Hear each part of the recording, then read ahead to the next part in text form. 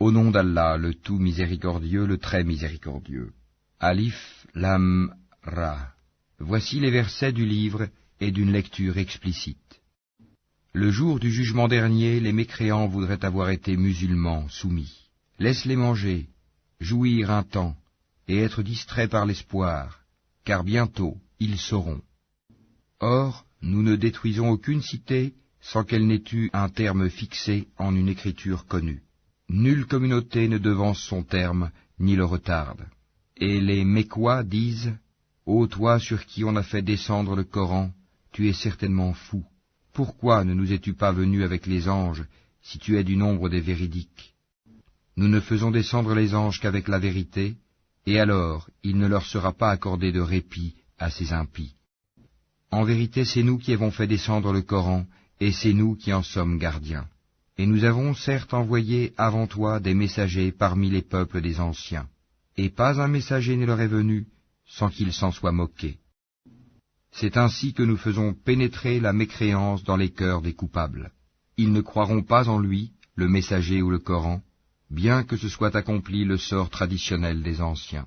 Et même si nous ouvrions pour eux une porte du ciel, et qu'ils puissent y monter, ils diraient, vraiment nos yeux sont voilés, mais plutôt nous sommes des gens ensorcelés.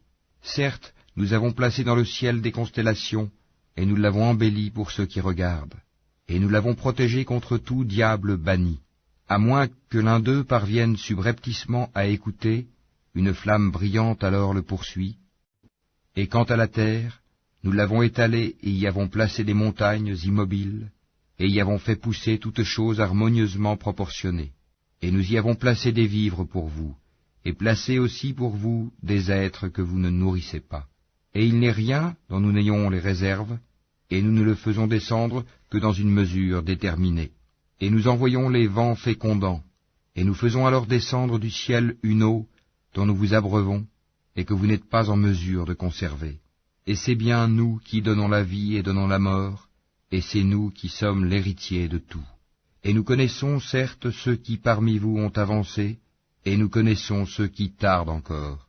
Certes, c'est ton Seigneur qui les rassemblera, car c'est lui le sage, l'omniscient. Nous créâmes l'homme d'une argile crissante, extraite d'une boue malléable. Et quant au djinn, nous l'avions auparavant créé d'un feu d'une chaleur ardente. Et lorsque ton Seigneur dit aux anges, « Je vais créer un homme d'argile crissante, extraite d'une boue malléable, et dès que je l'aurai harmonieusement formé et lui aurai insufflé mon souffle de vie, jetez-vous alors prosterné devant lui. » Alors les anges se prosternèrent tous ensemble, excepté Iblis, qui refusa d'être avec les prosternés. Alors Allah dit, « Ô Iblis, pourquoi n'es-tu pas au nombre des prosternés ?» Il dit, « Je ne puis me prosterner devant un homme que tu as créé d'argile crissante extraite d'une boue malléable. » Et Allah dit, « Sors de là, du paradis, car te voilà banni, et malédiction sur toi jusqu'au jour de la rétribution. » Il dit, « Ô mon Seigneur, donne-moi donc un délai jusqu'au jour où les gens seront ressuscités. » Allah dit, « Tu es de ceux à qui ce délai est accordé, jusqu'au jour de l'instant connu d'Allah. » Il dit, « Ô mon Seigneur, parce que tu m'as induit en erreur, eh bien je leur enjoliverai la vie sur terre, et les égarerai tous, à l'exception parmi eux de tes serviteurs élus. » Allah dit, « Voici une voie droite qui mène vers moi. Sur mes serviteurs tu n'auras aucune autorité, excepté sur celui qui te suivra parmi les dévoyés. Et l'enfer sera sûrement leur lieu de rendez-vous à tous. Il a 7 portes, et chaque porte en a sa part déterminée. Certes, les pieux seront dans des jardins avec des sources. Entrez-y en paix et en sécurité, et nous aurons arraché toute rancune de leur poitrine, et ils se sentiront frères, faisant face les uns aux autres sur des lits. Nulle fatigue ne les y touchera, et on ne les en fera pas sortir. Informe mes serviteurs que c'est moi le pardonneur, le très miséricordieux, et que mon châtiment est certes le châtiment douloureux. Et informe-les au sujet des hôtes d'Abraham. Quand ils entrèrent chez lui et dirent « Salam », il dit « Nous avons peur de vous ». Ils dirent « N'aie pas peur, nous t'annonçons une bonne nouvelle, la naissance d'un garçon plein de savoir. » Il dit « M'annoncez-vous cette nouvelle alors que la vieillesse m'a touché? Que m'annoncez-vous donc? Ils dirent, nous t'annonçons la vérité, ne sois donc pas de ceux qui désespèrent. Il dit, et qui désespère de la miséricorde de son Seigneur, sinon les égarés? Et il leur dit, que voulez-vous, ô envoyés d'Allah? Ils dirent, en vérité, nous sommes envoyés à des gens criminels, à l'exception de la famille de Lot, que nous sauverons tous, sauf sa femme. Nous, Allah, avions déterminé qu'elle sera du nombre des exterminés. Puis, lorsque les envoyés vinrent auprès de la famille de Lot, celui-ci dit, vous êtes pour moi des gens inconnus. Ils dirent, nous sommes plutôt venus à toi en apportant le châtiment à propos duquel ils doutaient.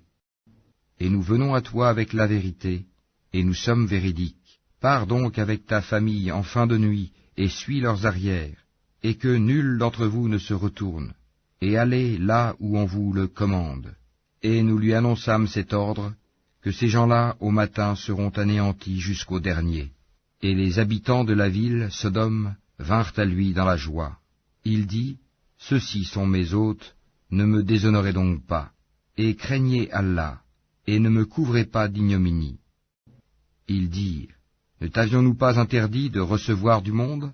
Il dit, voici mes filles, si vous voulez faire quelque chose. Par ta vie, ils se confondaient dans leur délire. Alors, au lever du soleil, le cri, la catastrophe, les saisit, et nous renversâmes la ville de fond en comble, et fîmes pleuvoir sur eux des pierres d'argile dure. Voilà vraiment des preuves pour ceux qui savent observer.